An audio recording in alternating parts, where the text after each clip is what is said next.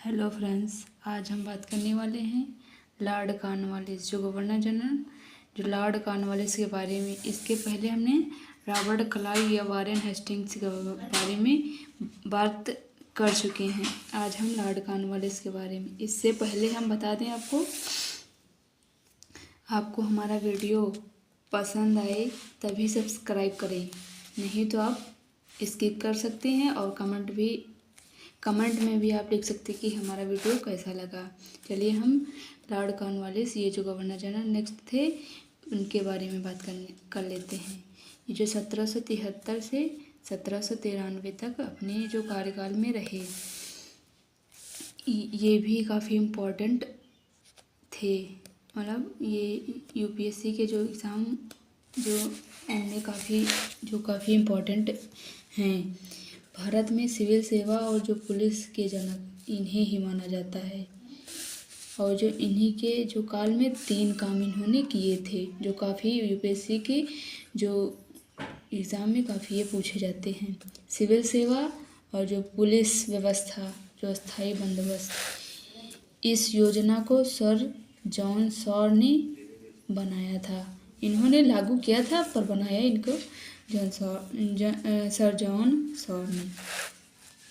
Civil सेवा, ये जो कॉर्नवालिस जो भारत में सिविल सेवा के जनक भी माने थे, इन्होंने स्थापित कर दिया था, तो ये जनक भी कहलाए। सिविल सेवा के अधीन जो उच्च पदों की नियुक्ति जो कंपनी है, जो EIC, ये कानून द्वारा की जाती थी। नोट: उच्च पदों की नियुक्ति है तो प्रतियोगी जो परीक्षा की शुरुआत आगे चलकर लॉर्ड डलहौजी ने की थी। ये जनक सिविल सेवा के कहलाए, पर इन्होंने प्रतियोगी परीक्षा ये लॉर्ड डलहौजी ने स्टार्ट करी थी। पुलिस व्यवस्था, ये जो कॉर्नवालिस ने प्रत्येक जिले में पुलिस थाने की स्थापना की और जो कुछ कर्मचारी भी नियुक्त किए। स्थायी बंदोबस्त, इसने जो लॉर्ड कॉर्नवालिस थे 1793 में बंगाल, बिहार, उड़ीसा में भूमि परियोजना लागू की कि जिसके तहत जमींदार को जो है भू राजस्व का जो है 90% भाग, और जो कंपनी को ये जो 90% ये जो कंपनी को देना है, और जो 10% जो भाग था ये अपने पास रखना होता था। इस योजना को ये जो स्थायी बंदोबस्त ये जो थी, ये सर जॉन सॉर ने ही बनाई थी। आप ये लिख सकते हैं पॉइंट। लॉर्ड कॉर्नवालिस, इनके समय में श्रीरंगपट्टनम की संधि हुई थी। Lord Cornwallis versus Tipu Sultan, ये जो श्रीरंगपट्टनम की जो संधि हुई थी, ये जो श्रीरंगपट्टनम का जो किला था, यहाँ इस जगह पर मैसूर से 9 किलोमीटर दूर कावेरी नदी के टापू पर स्थित है श्रीरंगपट्टनम। कॉर्नवालिस ने इस किले की जो घेराबंदी करवाई थी, उस समय इस किले पर राज करते थे हैदर अली, उनका पुत्र था टीपू सुल्तान। इस पर राज किया करते थे टीपू सुल्तान 1792 ईस्वी में। इसमें जो है घेराबंदी का अंत हुआ। अंग्रेजों ने इसके साथ जो है संधि कर ली थी, श्रीरंगपट्टनम की संधि। इसीलिए जो है कॉर्नवालिस वर्सेस टीपू सुल्तान के बीच श्रीरंगपट्टनम की संधि हुई। और नेक्स्ट की बात हम कर लेते हैं सर जॉन सॉर, जो खारदा का युद्ध मराठों वर्सेस निजाम इनके बीच हुआ था। खारदा का युद्ध मराठों और जो निजाम के बीच हुआ था। और जो ये सर जॉन सॉर के बारे में 2 हमने और जो इम्पोर्टेंट टॉपिक पहले बता दिए हैं नेक्स्ट इसमें, तो ये कम इम्पोर्टेंट है, इसलिए इनका जो एक टॉपिक ये जो इम्पोर्टेंट है।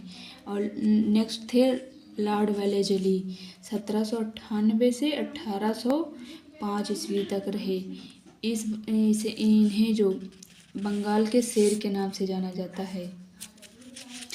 लॉर्ड जो वेलेस्ली थे, इनकी जो काफ़ी इम्पोर्टेंट यहाँ पर ये दी हुई हैं। ये जो सहायक संधि प्रणाली इन्होंने लागू की थी, वसीन की संधि की थी। चौथा, आंग्ल मैसूर युद्ध भी किया था। और जो प्रेस पर प्रतिबंध, प्रेस यानी जो बाद में समझाएंगे। लॉर्ड कॉर्नवालिस 1805 ईस्वी में उत्तर प्रदेश के जो गाजीपुर में इनकी जो लॉर्ड कॉर्नवालिस जो आगे चले गए हैं वो गवर्नर जनरल, ये जो गाजीपुर में इनकी मृत्यु हो गई। अब जो है सर जॉन वार्लो के बारे में हम बात कर लेते हैं। 1805 से 1807 ईस्वी तक, ये सिर्फ दो साल का कार्यकाल था। वेल्लोर का सिपाही विद्रोह 1806 में हुआ था। इसके बाद लॉर्ड मिंटो आए। अमृतसर की संधि यहाँ पर हुई। इसके बाद आए लॉर्ड कॉर्नवालिस, ये भी काफ़ी इम्पोर्टेंट हैं। इनके समयकाल में मद्रास के तत्कालीन जो गवर्नर जनरल थॉमस मुनरो ने 1820 ईस्वी में जो है मद्रास में रैयतवाड़ी व्यवस्था को लागू किया था। इसके बाद बम्बई के गवर्नर जनरल ने इस व्यवस्था को लागू किया था। अब रैयतवाड़ी व्यवस्था सबसे पहले मद्रास के बारामहल में शुरू हुई। और जो रैयतवाड़ी व्यवस्था थी इसको हम समझेंगे। पहले रैयतवाड़ी ये क्या था? ये किसान जो थे, इसमें जमींदार के अधीन जो काम करने वाले ये जो किसान थे, इसमें सब ये जो ब्रिटिश के समय ये सबसे ज़्यादा प्रचलित ये रैयतवाड़ी व्यवस्था थी। और हम प्रेस पर प्रतिबंध की बात कर लेते हैं। हमने लॉर्ड वेलिंगटन की यहाँ पर प्रेस पर प्रतिबंध यहाँ पर हमने बात की थी, तो हम समझ लेते हैं प्रेस में क्या होता है। पत्रकारिता या समाचार पत्र, इसके माध्यम से जो अपनी आवाज़ जो ब्रिटिश ये जो लोग थे इनके प्रति ये जो उठा रहे थे, उनके जो अखबार और समाचार पत्र, इन पर प्रतिबंध लगा दिया जाता था। इसी को प्रेस पर प्रतिबंध कहते हैं। अब हम नेक्स्ट गवर्नर की बात करते हैं। लॉर्ड विलियम बेंटिक, ये इनका कार्यकाल 1820 से 1835 ईस्वी तक रहा।